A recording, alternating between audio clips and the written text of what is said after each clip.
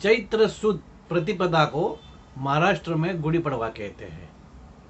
साल के 3.5 मुहूर्तों में गुड़ी पड़वा की भी गिनती होती है। शालिवाहन शक का प्रारंभ इसी दिन से होता है। इसी दिन भगवान श्री राम ने बाली को मार के दक्षिण की प्रजा को बाली के जुल्म से, बाली के त्रास से मुक्त कराया था। इसलिए वहाँ की प्रजा ने खुशी के मारे बाली के त्रास से मुक्त हो गए तो खुशी हो गई और उत्सव मनाया। और उत्सव मना के अपने घर के बाहर गुड़ी का मतलब होता है ध्वजा, अपने घर के बाहर ध्वजा लगाई। इसीलिए ये ध्वजा का उत्सव गुड़ी पड़वा के नाम से प्रचलित हो गया। आज भी महाराष्ट्र के गांव में इस दिन घर के बाहर गुड़ी लगाई जाती है और इस तरह से इस उत्सव को मनाया जाता है। गुड़ी पड़वा का उत्सव विजय का संदेशा देती है। आसुरी संपत्ति यानी बाली और देवी संपत्ति यानी भगवान श्री राम। तो भगवान श्री राम ने बाली का वध किया, अर्थात देवी संपत्ति ने आसुरी संपत्ति पे विजय प्राप्त किया। यह विजय का उत्सव है। कैसे?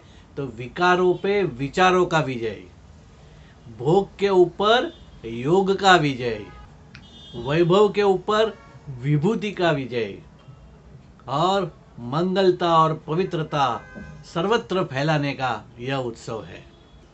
गुड़ी पड़वा के दिन गुड़ी की तरफ देखेंगे तो हमें आश्वासन मिलता है। गुड़ी को देख के हमें यह आश्वासन मिलता है कि भगवान श्री राम ने अपने पुरुषार्थ से आसुरी संपत्ति को हरा दिया था। तो मेरे भीतर में अगर आसुरी संपत्ति पनप रही है कि मैं भी मेरे अंदर के विकारों के ऊपर विचारों का विजय ला सकता हूँ, मैं भी भोग तरफ जाने से अपने आप को रोककर योग तरफ मतलब ईश्वर के साथ जुड़ सकता हूँ, यह सब आश्वासन हमें ध्वजा को देख के मिलता है। गुड़ी पड़वा के दिन जब मंदिर में दर्शन करने जाते हैं तो वहाँ प्रसाद के रूप में नीम का रस और शक्कर दी जाती है। नीम का रस हमें क्या समझाता है? वह कड़वा है। नीम का रस पीते हैं तो बहुत कड़वा लगता है, अच्छा नहीं लगता, लेकिन स्वास्थ्य के लिए बहुत गुणकारी है। अर्थात जीवन में जो प्रथम कड़वा लगता है वो हमारे कल्याण के लिए होता है।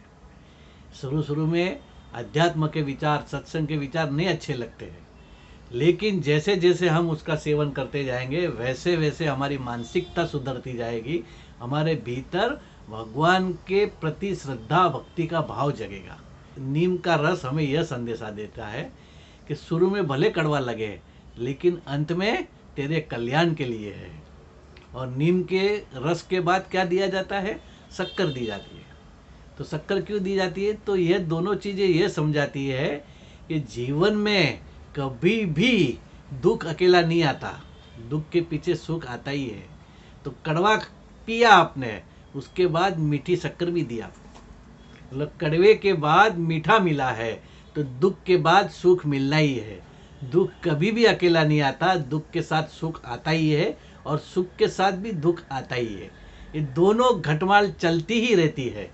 तो यह संदेशा गुड़ी पड़वा के दिन जो प्रसाद हमें मंदिर में मिलता है वह हमें देता है। तो यह हमारा जीवन क्या है? यह हमारा जीवन प्रभु का प्रसाद है। तो ये प्रभु के प्रसाद रूपी जीवन में मेरे जीवन में भी आसुरी संपत्ति हटे और देवी संपत्ति प्रगटे, ऐसा आशीर्वाद हम भगवान श्री राम से इस गुड़ी पड़वे के दिन पे मांगेंगे।